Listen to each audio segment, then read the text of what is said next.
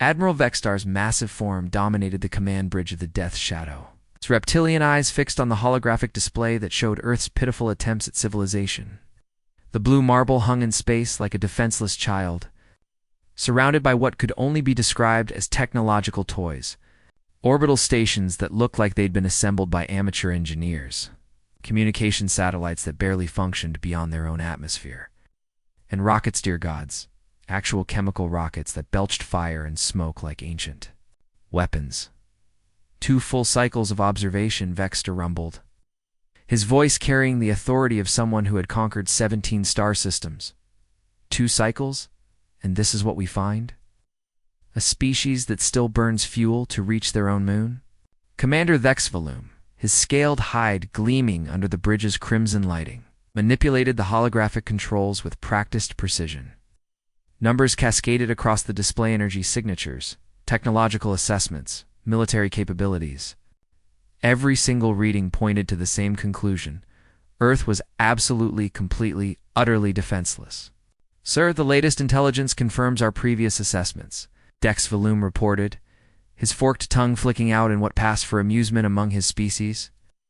"Their most advanced vessels, something they call the International Space Station, couldn't even escape their planet's gravity well if it tried. We're looking at a civilization that's maybe 50 years past discovering nuclear fission."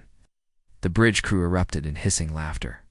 Sub-Commander Kexron, monitoring the tactical displays, shook his massive head in disbelief. "My ancestors fought more advanced enemies with stone clubs and wooden spears.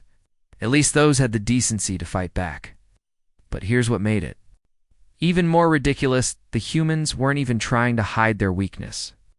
Their radio transmissions were completely unencrypted. Their military communications were laughably primitive. Every probe the Empire sent returned with the same data. This was a species that had barely crawled out of their planetary cradle. Look at this," Vexvalum continued, zooming in on Earth's surface. "They're still fighting wars with chemical explosives.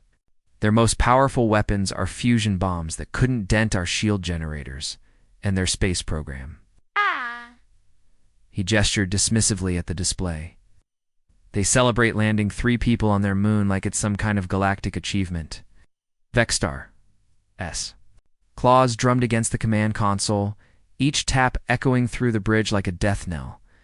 He'd seen this pattern before: primitive species clinging to their home worlds, completely unaware that the galaxy was filled with civilizations that could erase them from existence with a thought. The Caranthian Empire had built its foundation on such conquests: quick, efficient, overwhelming. "The intelligence reports are unanimous," Vextar declared, his voice carrying the weight of absolute certainty. "No antimatter drives, no quantum tunneling technology, no gravitational manipulation systems. They're using the same propulsion. Methods our ancestors abandoned 3,000 years ago." The irony wasn't lost on him. Here was a species that had somehow survived long enough to develop basic spaceflight. It remained completely ignorant of the Empire's existence. Their radio telescopes swept the stars like blind creatures reaching into the darkness, never realizing that hundreds of civilizations were watching them with a mixture of pity and amusement. "Sir," interrupted Navigation Officer Zexthal, "shall I calculate jump coordinates for the Conquest Fleet? Current positions, we could have their surrender within 6 standard hours." 6 hours. Almost smiled at the absurdity of it. Most civilizations took days to properly subjugate, even the primitive ones. But humans? They'd probably surrender the moment they saw the Empire's ships decloak in their atmosphere. "Prepare the full battle group," Vextar commanded, his voice echoing through the ship's communication systems. 20 dreadnoughts, 60 cruisers, and full fighter support. I want this to be a demonstration for any other primitive species watching. Quick, clean, and absolutely devastating. The bridge hummed with activity as officers prepared for what would surely be the Empire's easiest conquest in recent memory. Weapons systems came online with the familiar whine of charging plasma banks. Shield generators cycled through their startup sequences. Jump drives calculated the precise coordinates needed to drop the entire fleet directly into Earth's orbital. Space, but 60,000 kilometers below. It's buried deep within the granite heart of Cheyenne Mountain. Admiral Jack Morrison sat in a command center that would have made the Empire's technology look like children's toys. His weathered face, marked by decades of military service, remained perfectly calm as he watched the alien fleet's final preparations on screens that defied every law of physics the Corinthians understood. Morrison's fingers traced over controls that bent space-time itself. Around him, officers monitored displays showing energy signatures that shouldn't exist, tracking systems that could observe events across multiple dimensions simultaneously, and weapons that could rewrite the fundamental laws of reality. Admiral called out Colonel Sarah Mitchell from her position at the tactical station. Corinthian fleet is beginning their final approach sequence. All systems show they're completely convinced by the masquerade.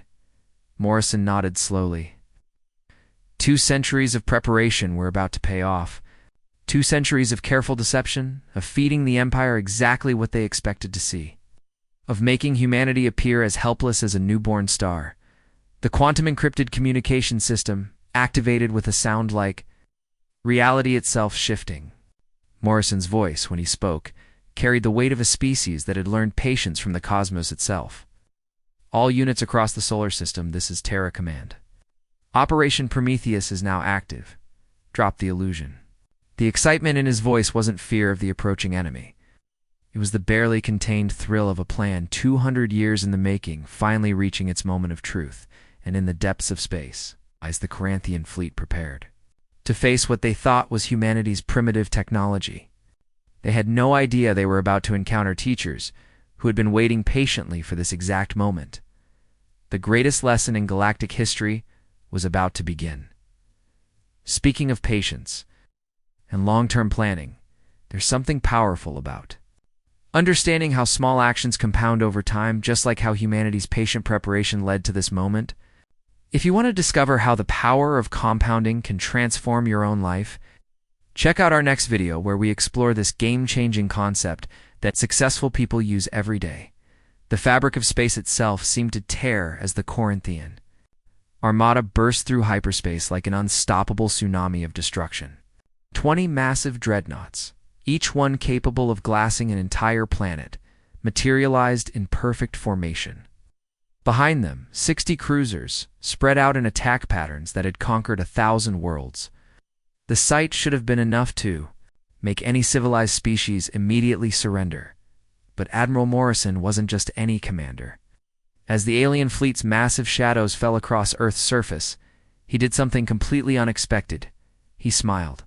Not the nervous smile of someone facing impossible odds, but the confident grin of a chess master who had just watched his opponent walk directly into checkmate. All stations, this is Terra Command. Morrison's voice echoed through quantum encrypted channels that shouldn't have existed according to known physics. Authentication code Omega-7. Remove the masquerade protocols. What happened next would be talked about in military academies across the galaxy for the next 1,000 years. The asteroid belt had appeared to be nothing more than floating. Space rocks and primitive mining operations suddenly came alive. Massive chunks of stone and metal began unfolding like metallic flowers, revealing themselves to be colossal battle stations that dwarfed anything in the Corinthian fleet. Each one bristled with weapons that seemed to bend light itself around their barrels. "Impossible, Commander," Dex Valoom whispered, his scaled fingers dancing frantically over his sensor controls. "These readings, they're completely off the charts." But that was just the beginning.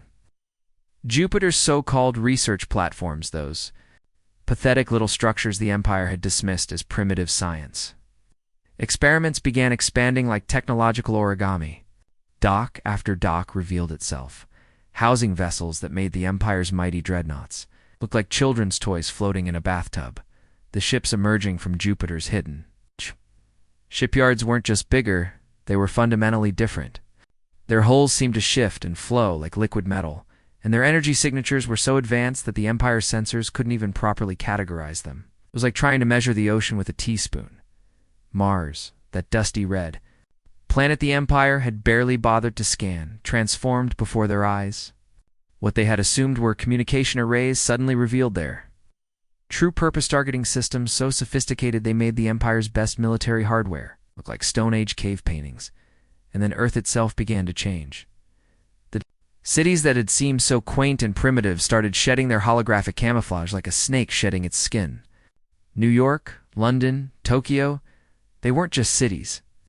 They were fortress worlds, each one armed with defensive systems that could have held off entire battle fleets. Ow. The Empire's intelligence had been so completely wrong it was almost funny if it wasn't so terrifying.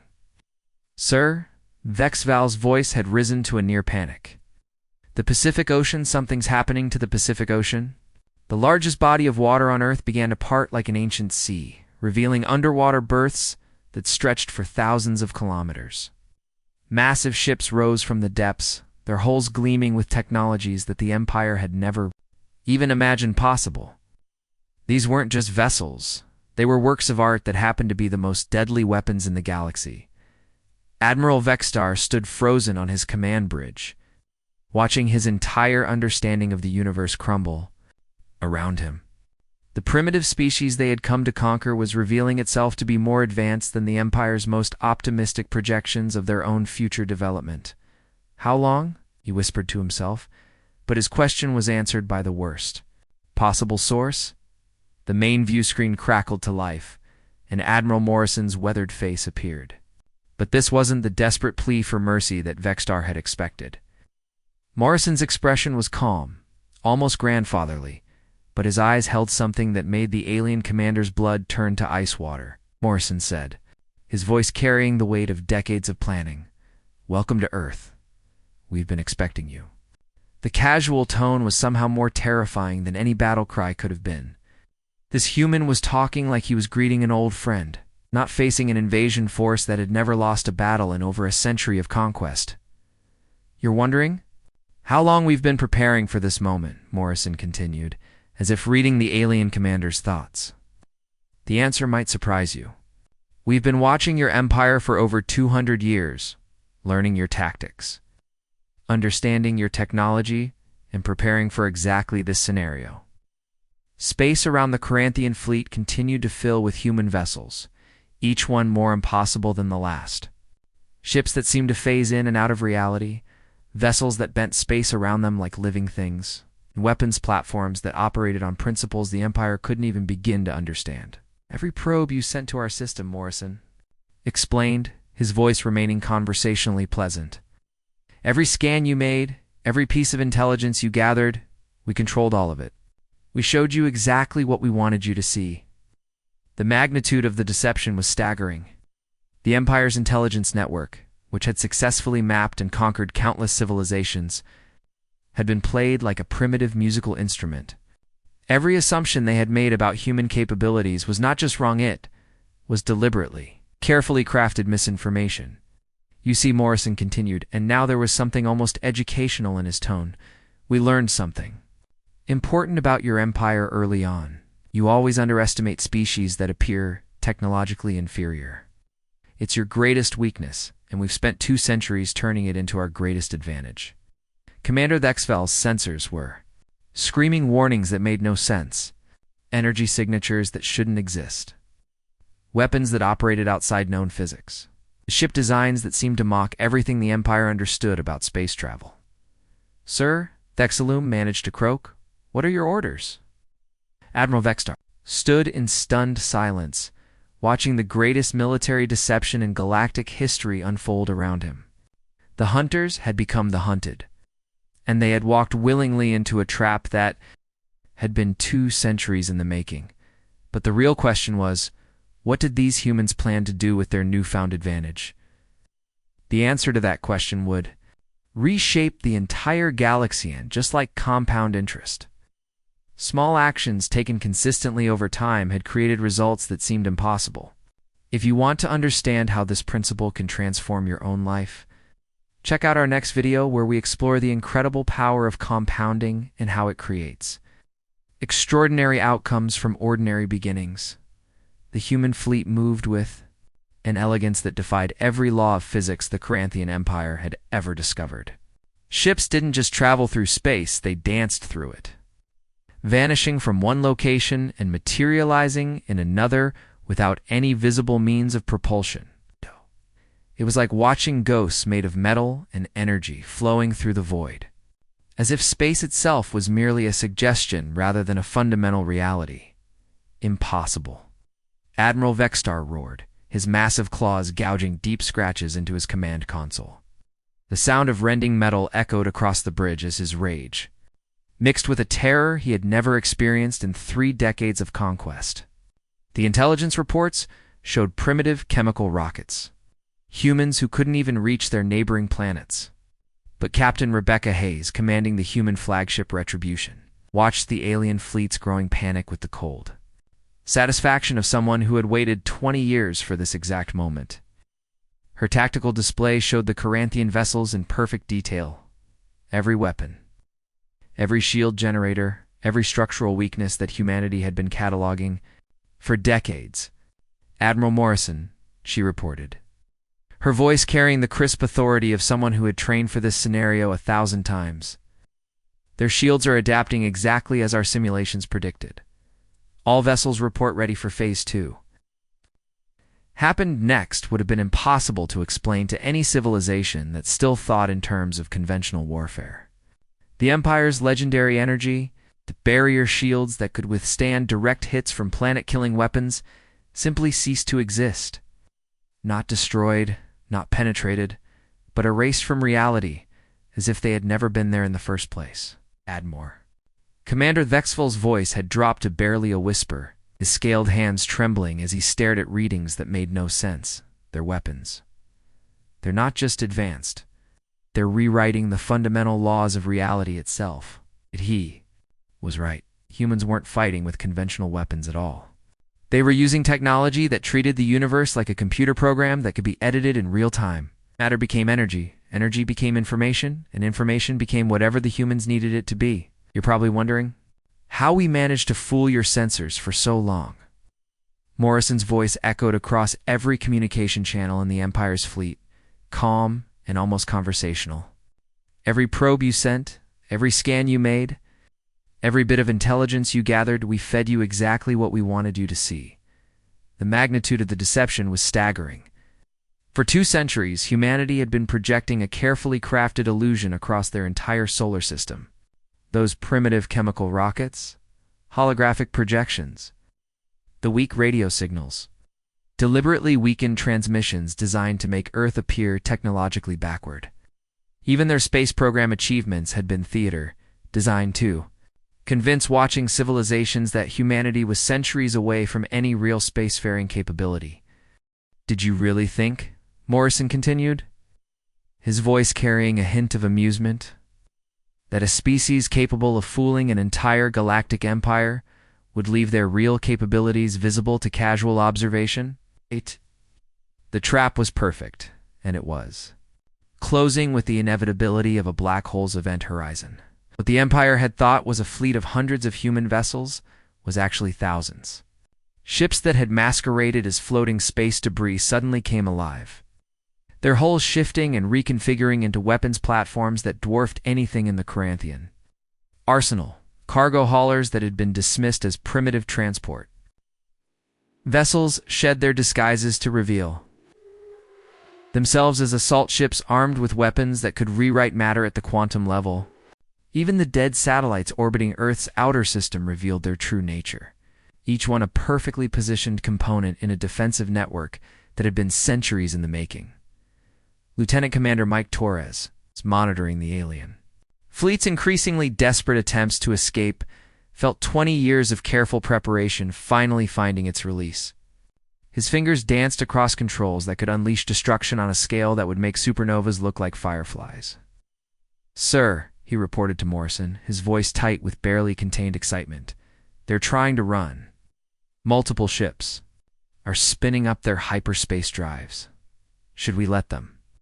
The question hung in the air like a death sentence waiting to be pronounced. Around the solar system, thousands of human vessels held their positions, each one capable of preventing the Empire's escape with weapons that bent space and time to their will. Morrison's smile was colder than the void between stars. Carrying the weight of every world the Empire had conquered, every species they had enslaved, every civilization they had ground to dust beneath their boots, "No," he said, his voice carrying the finality of a judge pronouncing sentence.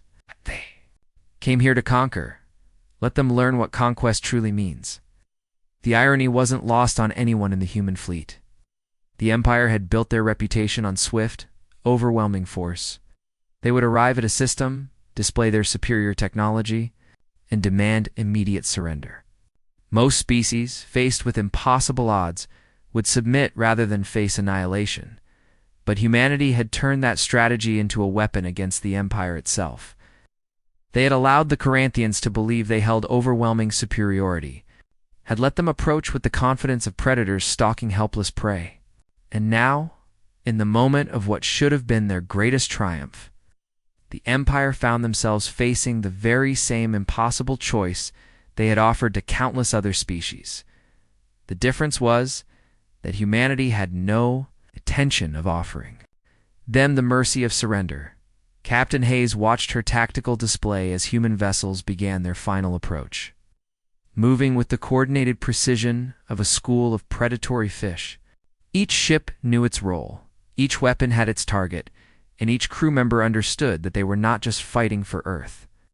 They were fighting for every species that had ever fallen before the Empire's might. "All vessels," Morrison's voice, "carried across the human fleet, commence Operation Retribution. Show them what happens when they underestimate the power of patience." The final phase of humanity's 2-century plan was about to begin, and the Empire was about to learn that sometimes the greatest victories come not from superior technology, but from superior planning and the patience to wait for exactly the right moment, just like compound interest. Small, consistent actions over time had created results that seemed impossible, and if you want to understand how this principle can transform your own life, check out our next video where we explore the incredible power of compounding and how it creates extraordinary outcomes from ordinary beginnings. Admiral Vextar's massive form shuddered as the full magnitude of humanity's deception crashed over him like a tidal wave of pure terror. In his 3 decades of military service, through countless battles and the conquest of 17 star systems, he had never experienced anything like this. The Empire's intelligence networks had been completely compromised, their technology rendered obsolete, and their entire understanding of galactic politics turned upside down. This wasn't just a military defeat, it was a complete psychological breakdown of everything the Corinthian Empire believed about their place in the universe. "Surrender." Morrison's voice cut through the chaos of the alien bridge like a blade through silk. "And your crews will be treated according to galactic law. Resist, and discover why humanity spent 2 centuries preparing for this moment." The offer should have been reasonable. In fact, it was more mercy than the Empire had ever shown to conquered species. But Vextar's pride, built over decades of unopposed conquest, couldn't process the concept of surrender. His claws extended unconsciously, scraping against the command console as he watched his mighty fleet being systematically dismantled. The Empire's weapons, which had reduced entire civilizations to cosmic dust, were completely useless. Plasma cannons that could melt through planetary shields simply couldn't lock on to the human vessels. Missile systems that had never missed their targets found themselves firing at empty space as their intended victims, phased out of normal reality. But that wasn't the worst part. The worst part was how the humans were doing it. Their attacks came from impossible angles, weapons fire that bent around corners, energy beams that struck from inside the Empire's own ships, and targeting systems that seemed to predict Corinthian movements before they made them. Every weakness in their technology was being exploited with surgical precision, as if the humans had been studying their systems for decades. "How?" Vextar demanded, his voice cracking with desperation that his crew had never heard before. "How do you know our systems so intimately? Our shields, our weapons, our ship designs. Everything is classified at the highest levels." Colonel Amanda Foster, commanding the stealth destroyer Ghost Protocol, watched the alien admirals growing panic from her position just outside the Empire's sensor range. Her ship existed in a state of quantum uncertainty, phasing in and out of detectable reality. While her crew monitored every communication coming from the alien fleet, The fear in Vextar's voice was music to her ears. She had lost her entire family. When the Empire had glassed the colony world of New Geneva 20 years ago, every world they had conquered, every species they had enslaved, every civilization they had ground to dust, it was all about to be paid back with interest. "Admiral," she reported to Morrison through their quantum communication link, "the Caranthian commander is beginning to understand. His biometric readings show extreme stress levels. I think he's ready for the final revelation." Morrison's response came back instantly, carrying the weight of 2 centuries of planning, finally reaching its culmination. "Proceed with Phase 4. Show them the truth." For the first time since the battle began, Admiral Morrison smiled. It wasn't the expression of someone celebrating a victory, it was something far more profound. The smile of a chess master who had been playing a game for decades, watching an opponent realize they had been in checkmate for 20 moves without knowing it. "Admiral Vextar," Morrison said, his voice carrying the gentle tone of a teacher explaining a complex concept to a struggling student. "I want you to think about something. In all your years of conquest, did you ever wonder why so many species in your empire seem to accept defeat so easily?" The question hung in the void between their ships, like a poison that slowly spread through Vextar's consciousness. His mind raced back through decades of military campaigns, remembering how smoothly most conquests had proceeded, how their intelligence networks always seemed to know exactly where to strike, how conquered species had integrated into the empire with surprisingly little resistance. "Your intelligence networks," Morrison continued, his voice carrying a hint of amusement, "were always so remarkably efficient. Information flowed to you so easily. Target worlds were identified with such precision, and resistance movements were crushed before they could even begin. Didn't that ever strike you as ... convenient?" The horrible truth began to dawn on Vextar like a nuclear sunrise, spreading through his consciousness with the inevitability of radiation poisoning. The other species in the Empire, the Valdorian scouts, who had first identified Earth as a target, the Nexian intelligence operatives who had provided detailed assessments of human capabilities, the Korthok advisors who had recommended the invasion strategy. They hadn't been conquered at all. They had been allies all along. "Every species you thought you had conquered," Morrison explained, his voice carrying the weight of the galaxy's greatest secret. "Every world you believed had submitted to your rule. Every intelligence network you trusted, they were all part of something much larger than your empire ever imagined." The bridge of the Death Shadow fell into stunned silence as the crew processed this revelation. Their entire understanding of galactic politics had been built on a foundation of lies. The Empire hadn't conquered anyone, they had been guided, manipulated, and ultimately set up for this exact moment. "See," Morrison continued, his tone becoming almost conversational. "Humanity's greatest gift to the galaxy wasn't advanced technology or military might.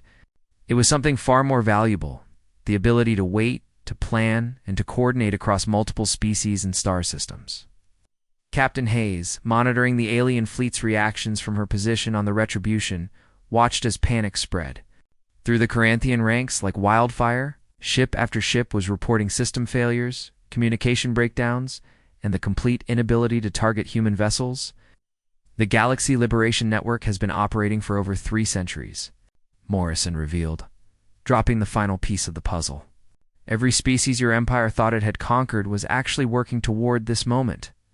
We've been building, preparing, and waiting for the right opportunity to end your reign of terror." Vextar's world collapsed around him as he realized the truth. The Empire hadn't been conquering the galaxy. They had been herded like cattle into a slaughterhouse. Every victory had been permitted, every conquest had been orchestrated, and every moment of their dominance had been leading to this carefully planned downfall. The smile on Morrison's face wasn't cruel or vindictive. It was the expression of someone who understood that patience, planning, and the power of compound effort could overcome any obstacle, no matter how impossible it seemed. And speaking of the power of compound effort, the way small, consistent actions build into extraordinary results over time is exactly what transformed humanity from apparent primitives into galactic liberators. If you want to understand how this same principle can revolutionize your own life, Check out our next video where we explore the incredible power of compounding and how it creates massive success from small beginnings. The silence that followed. The Empire's defeat was unlike anything the galaxy had ever experienced. The Corinthian fleet hung powerless in space, their once mighty vessels reduced to floating monuments to the dangers of arrogance. Emergency lights flickered across, disabled dreadnoughts, while life support systems struggled to maintain basic functions. The most feared military force in galactic history had been neutralized without firing a single effective shot. But Admiral Morrison wasn't finished. This moment, this perfect culmination of 2 centuries of planning, was about to become something far greater than a military victory. It was about to become the birth of a new galactic civilization. "Open all channels," Morrison commanded from his position in Terra Command. His weathered face illuminated by the soft glow of quantum communication arrays. Ow. "I want this transmission to reach every inhabited world in the galaxy." The technology that made this possible would have seemed like magic to any civilization that still thought in terms of conventional physics. Quantum entanglement networks that could transmit information instantaneously across thousands of light years, bypassing every known law of space-time. The message that was about to be broadcast would reach every corner of the galaxy simultaneously, arriving at distant worlds at the exact same moment it left Earth. "To all species under the Corinthian Empire," Morrison began, his voice carrying across star systems with the authority of someone who had earned the right to reshape galactic history. "Today marks the end of your subjugation. The network you thought was your oppressor was, in fact, your liberation." The words hit the galaxy like a shockwave.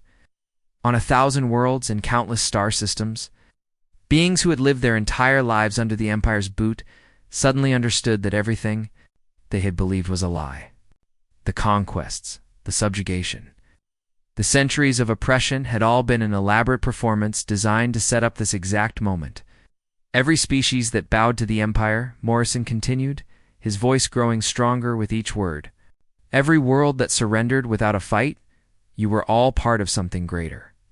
You were part of the Galaxy Liberation Network, and today your patience has been rewarded." The revelation shattered the Empire's understanding of their own history like a hammer blow to crystal. Species they had conquered were suddenly revealing themselves as willing participants in a deception that spanned centuries. The Valdorians, who had served as the Empire's scouts, began broadcasting their true allegiance. The Nexians, who had provided intelligence for countless invasions, revealed that every piece of information had been carefully crafted to guide the Empire toward this moment. General Patricia Wells, observing from Earth's primary command center, felt her excitement reach a crescendo as she watched the transformation unfold across her tactical displays. Alien worlds that had appeared to be under Imperial control were suddenly throwing off their chains, revealing defensive systems and technologies that rivaled humanity's own advanced capabilities.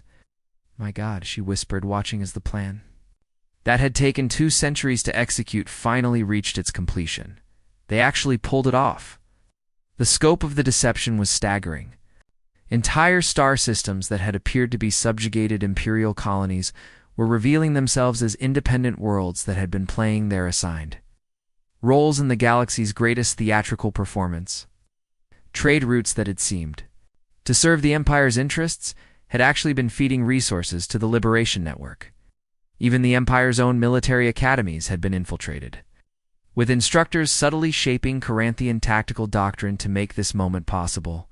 "Humanity's gift to the galaxy," Morrison continued, his voice carrying the weight of philosophical truth, "was not advanced technology or military might.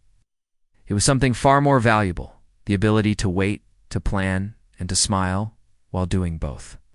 As the Empire's survivors were escorted to prison ships by human vessels that seemed to flow through space like living things, Admiral Vexstar watched with something approaching. The defeat stung, but there was something almost beautiful about the precision of humanity's victory. They had been outmaneuvered not by superior firepower, but by superior patience and planning. The humans had turned the Empire's own arrogance against them, using their assumed superiority as a weapon. Every assumption the Corinthians had made about their place in the galactic Hierarchy had been carefully cultivated and exploited.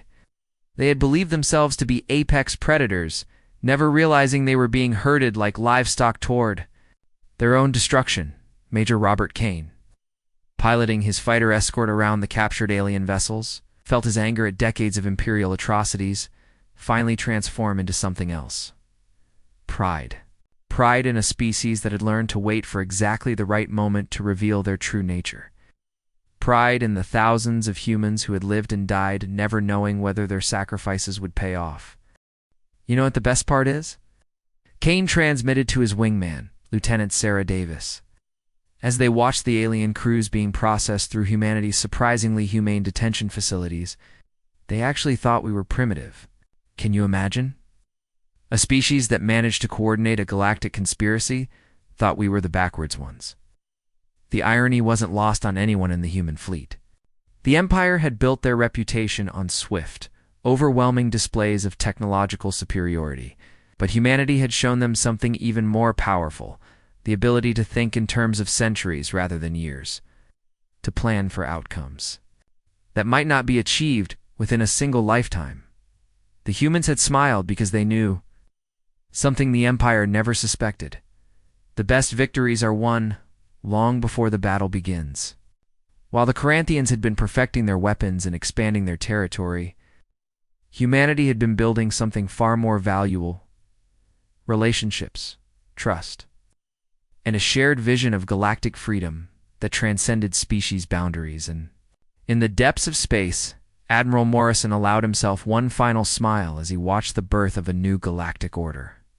This wasn't just the end of the Corinthian Empire, it was the beginning of something unprecedented in galactic history. Civilization built not on conquest and domination, but on the patient wisdom of species that had learned to work together toward common goals. The Empire had expected to find primitives. Instead, they found teachers. And the lesson was now complete. The galaxy would never be the same, and neither would the definition of true power. It wasn't about having the biggest weapons or the strongest fleets. It was about understanding. That consistent action over time, like compound interest, creates results that seem impossible to those who think only in terms of immediate gains. Speaking of the power of compound effort, the way humanity transformed from apparent primitives into galactic liberators through patient, consistent action over centuries is exactly how the principle of compounding works in every area of life. If you want to discover how this same force can revolutionize your own success, check out our next video where we explore the incredible power of compounding and how small, consistent actions create extraordinary results.